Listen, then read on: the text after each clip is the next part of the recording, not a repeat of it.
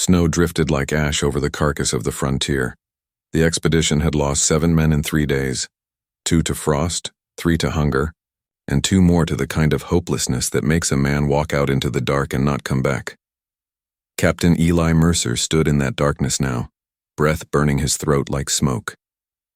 The lantern in his hand swung against the wind, its light barely scraping the edge of the blizzard. His boots cracked through ice and the sound was swallowed whole by the storm. Then, a noise that didn't belong to wind or wolves. A whisper. A voice, please, help me. He froze. No one should have been out there. Not this far north. Not at this hour. But the sound came again, softer, broken, a human cry.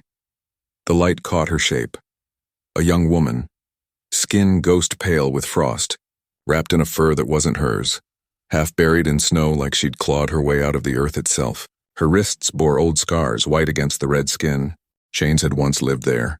Eli crouched, heart pounding beneath his coat. Who are you? Her eyes lifted, wild and far too knowing for someone her age. No one you'd want to save. He hesitated. Every instinct screamed to turn back. His men were starving, supplies gone, and mercy didn't fill a man's stomach. But something in her voice, the broken steadiness of it, made him lower his rifle. She fainted before he could ask more. They brought her to camp, and the men whispered all night.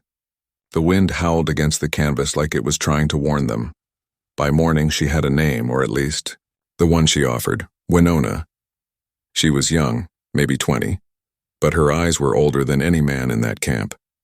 Her hair, black as a raven's wing, was tangled and rough-cut. Her face bore faint blue paint that had once been ceremonial, but now looked like old tears. When Eli asked how she came to be in the mountains, she said nothing for a long time. Then slowly she began to speak, not all at once but in fragments as if her memories had to thaw before she could reach them. They took me when I was 11, she said, eyes on the fire. White traders. I was sold to men who crossed the plains.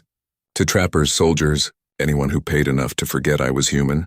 The men around the fire fell silent. The storm moaned outside the tent. Eli felt his stomach turn. He'd seen men like that, the ones who bought what they couldn't conquer.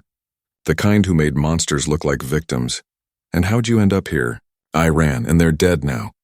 Her voice didn't rise or tremble. Just truth laid bare, cold as the snow outside. That night, as the men slept, Eli sat by the fire and watched her. She didn't move much, just sat, knees drawn up, eyes on the flame. The way she watched it, it was like she'd seen too much of the dark. He tried to convince himself he'd done the right thing. But the mountains didn't reward kindness. Every man in that camp knew the rule. Never take in what you don't understand. When he closed his eyes, he saw the faces of the dead, the ones lost in the storm, the ones buried under frozen dirt. He wondered if they'd still be alive if he hadn't stopped for her. By dawn, one of the scouts came back pale as death. Captain, he said, breathless. Tracks, dozens of them. North Ridge. They're following the river. Eli's heart sank. Traitors. Or worse. Whoever had owned that girl might have come to reclaim what they thought was theirs. The men stirred, muttering prayers and curses alike. And Winona, she just looked at Eli. No fear. Just knowing. They're coming, she said quietly, and they won't stop till they take everything you have. Eli gripped the rifle tighter, the old walnut stock slick with cold. He should have known better. He should have left her in the snow. But when she looked at him, really looked at him, he saw something in her eyes that wasn't just fear or sorrow. It was the faint flickering fire of someone who'd survived worse than death, and somehow, deep in his bones, he knew she wasn't the one who needed saving. She was the reason any of them might live at all. By sunrise, the air had turned sharp enough to slice a man's lungs. Frost clung to every surface like thin glass, and the campfire's last embers hissed out beneath the snow. The men gathered around a rough map laid on a crate. They spoke low, but the tension in their voices carried like thunder. "Captain, we can't keep her," said Harlan, the oldest trapper in the group. His beard was stiff with ice, his hands shaking from both cold and fear. "If those bastards are following her, we're all as good as dead." "She's just a girl," Eli replied. "Then why's there a war party on our tail?" The argument hung in the air. No one wanted to say it out loud. That mercy was a luxury they couldn't afford. The expedition had lost too much already. Winona stood a few paces away, silent, her eyes tracing the horizon. The way she stood, straight still, it unsettled them. There was strength there, coiled like something waiting to wake. Eli felt the weight of every gaze turning toward him. They wanted him to do what leaders do, make the cruel choice and call it wisdom. He looked at her again. The faint light of dawn softened her face but didn't hide the scars, the thin line on her jaw, the rough skin on her wrists. Chains had left their story there. "Captain," Harlan said again, voice breaking a little, "we can leave her. Give her a blanket, a knife. She'll have a chance. Maybe better than us." Eli exhaled through his nose, long and heavy. He'd left people before, soldiers, settlers, even kin. That's what the West did to a man, stripped him down until he learned to walk away before it hurt to look back. But this time felt different. Later that morning, while the men packed, Winona approached him. She didn't beg, didn't plead. She just stood there watching him roll his map with gloved hands. "You think leaving me will save you?" she said quietly. "But they'll come whether I'm here or not." He looked up. "You seem awful sure of that." "They hunt what they think belongs to them. Food, furs, flesh. You have all three." Her tone was calm. Too calm. Like someone who'd already made peace with death. "You know these mountains?" he asked. She nodded once. "Better than you." Something in that answer rooted him to the spot. The expedition had been wandering blind for days. If she truly knew the ridges and valleys, she might be their only chance out. Eli glanced toward his men, tired faces, hollow eyes. They watched from the edge of camp, waiting for his verdict. He turned back to her. "If I keep you, the men will fight me. They'll say I've lost sense."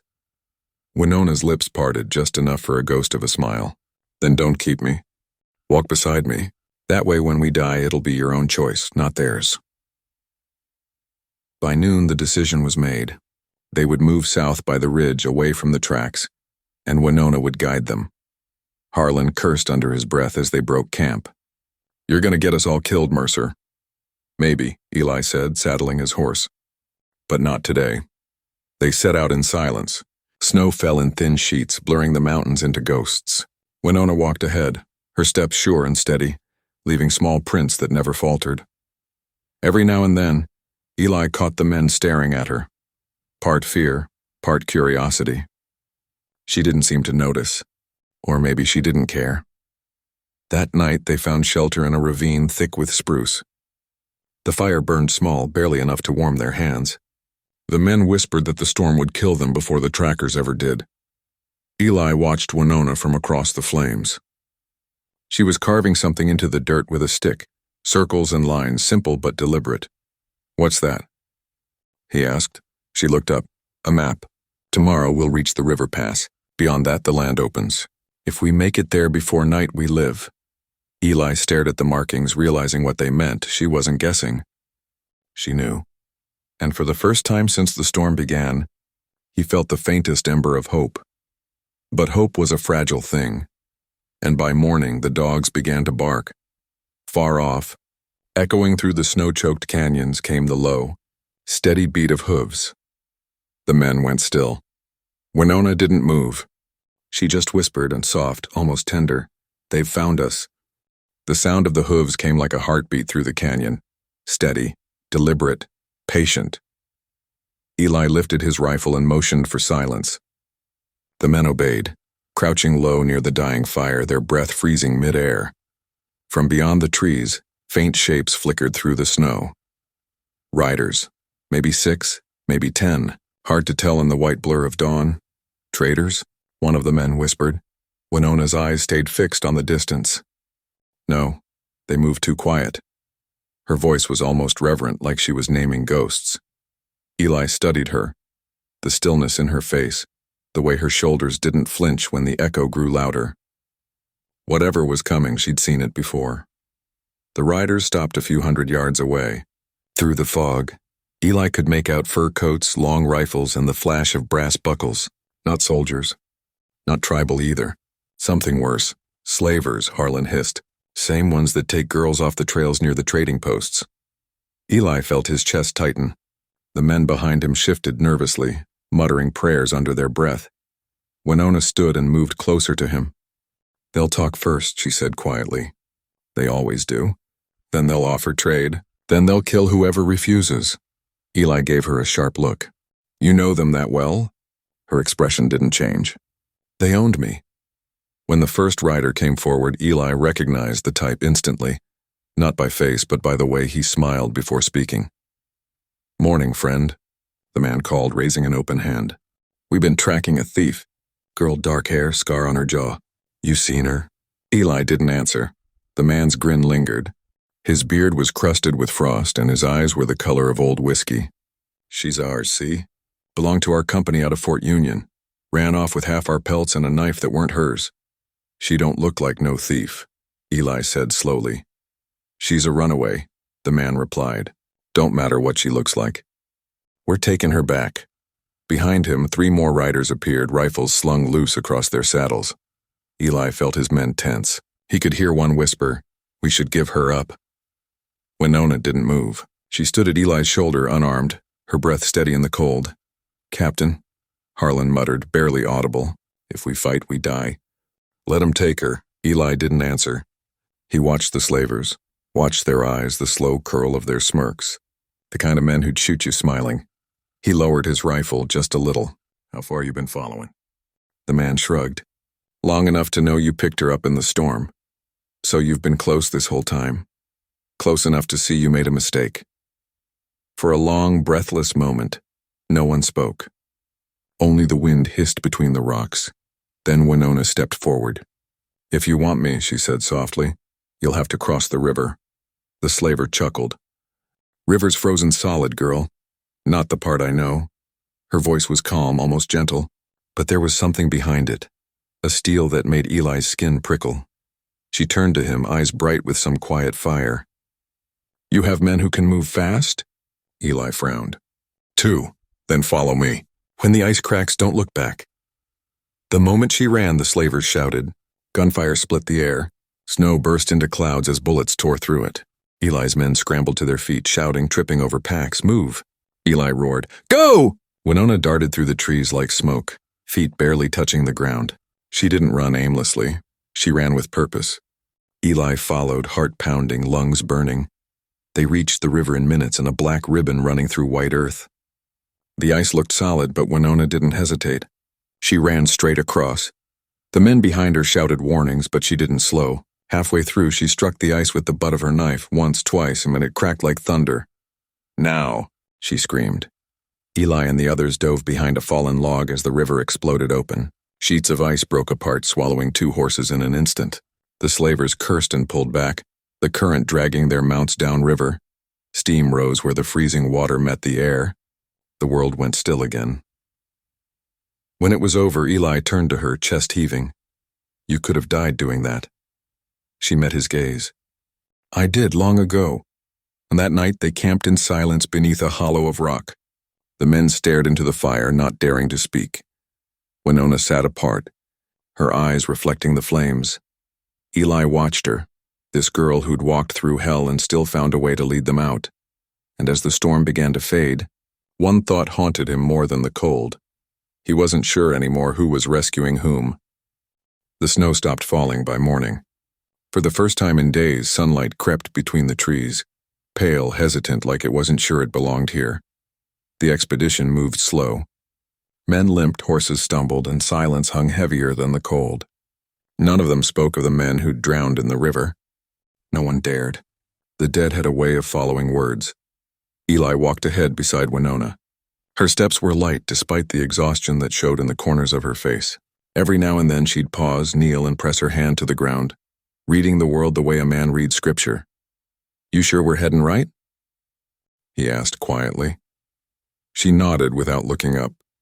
"The river bends east. 2 days more and we'll reach the valley." Eli studied her, the strange calm that seemed to live under her skin. He couldn't tell if it came from courage or something far older, something learned from surviving what no one should. Behind them, Harlan muttered to another man, "Ain't natural. How she always knows where to go. She saved your damn life, Harlan, Eli said without turning. That seems natural enough. By dusk, they found a stretch of dry ground beneath a ridge and made camp. The fire crackled low, its light painting their faces in soft gold. Winona sat apart again, tending a shallow wound on her arm. Eli walked over, crouched beside her, and handed her a strip of clean cloth.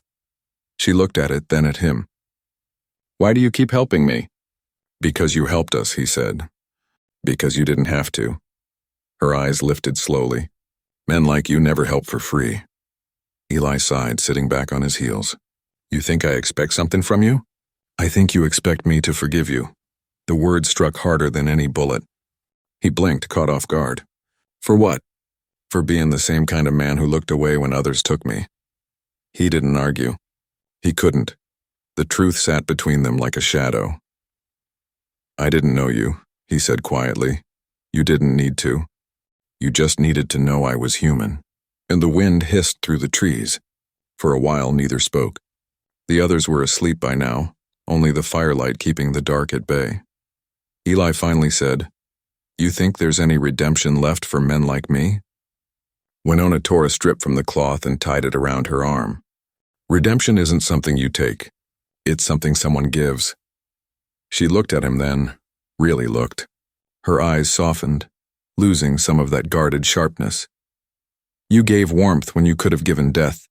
"That's where it starts." Eli swallowed hard. The fire popped, sending a small flurry of sparks between them. "You said those men owned you. How'd you get away?" For the first time, her voice faltered. "They sold me to a trapper who wintered near the Missouri. He didn't beat me. Didn't touch me. Just watched, like he was waiting for something." She stared into the flames. "One spring, he got sick. Couldn't move. I could have left him to die, but I stayed. I fed him, buried him proper when it ended."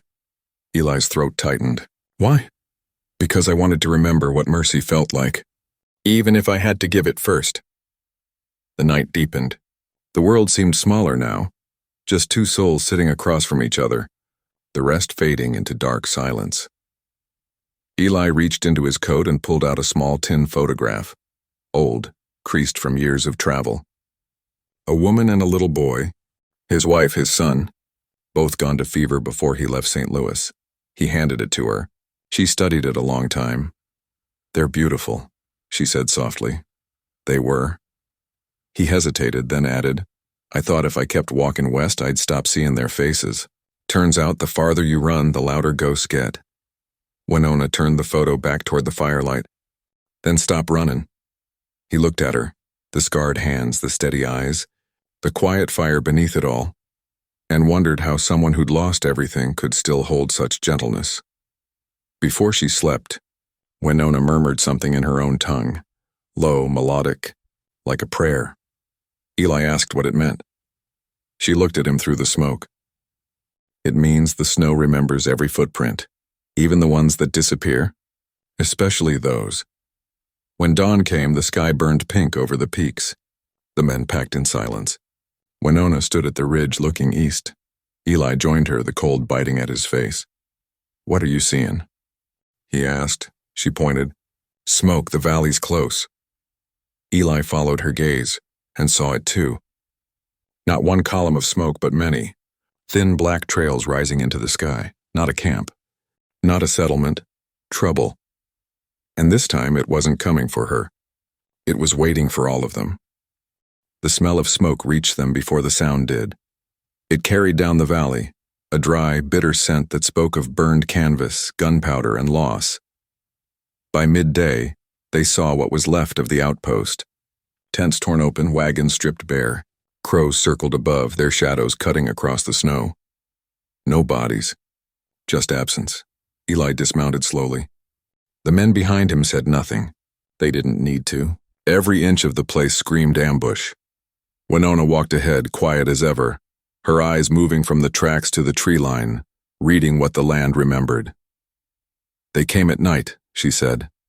4 riders from the west. 2 stayed. 2 rode off. "You can tell that from the ground?" Harlan muttered. She crouched and ran a finger along the snow. "From the blood." Eli knelt beside her. There it was, a faint line of red frozen into the earth. Someone had fought. Someone had bled trying to hold this place. He looked at her. You think anyone's still alive? Her jaw tightened. Maybe. They found the survivor an hour later, a boy no older than 15 hiding beneath a wagon. His lips were blue, his hands shaking as he clutched a rusted revolver that was far too big for him. When Eli knelt beside him, the boy tried to lift the gun, but it trembled uselessly. Easy, Eli said, voice low. We're not here to hurt you. The boy's eyes darted toward Winona. She's one of them. Eli's chest went cold. One of who? The ones that burned the camp.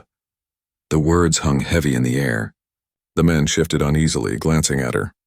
Winona said nothing, didn't defend, didn't deny. Just watched the boy with that same unreadable calm. Eli turned to her. Is it true? Her eyes lifted, steady and clear.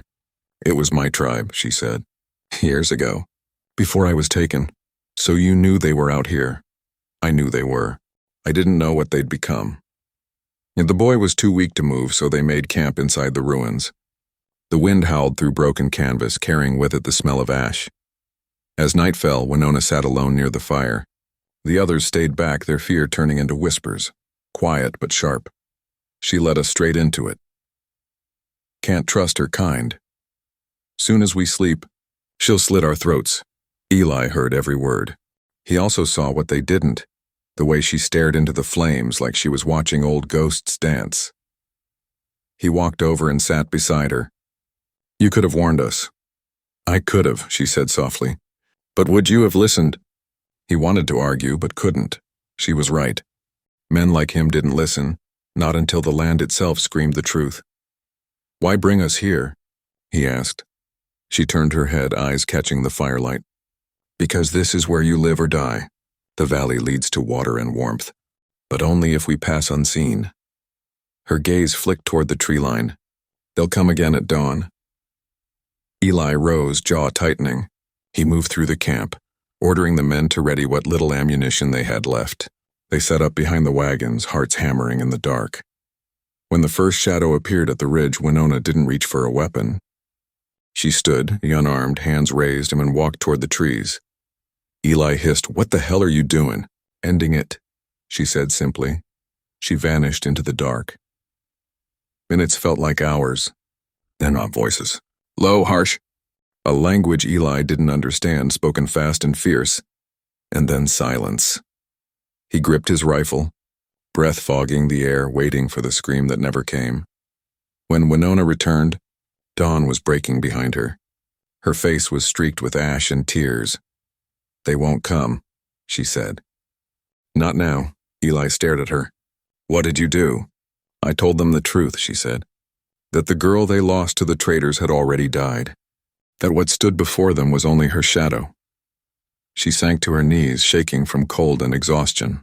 Eli caught her before she fell. You saved us, he murmured. Her eyes lifted weakly. No, I repaid a debt. They left the valley 3 days later.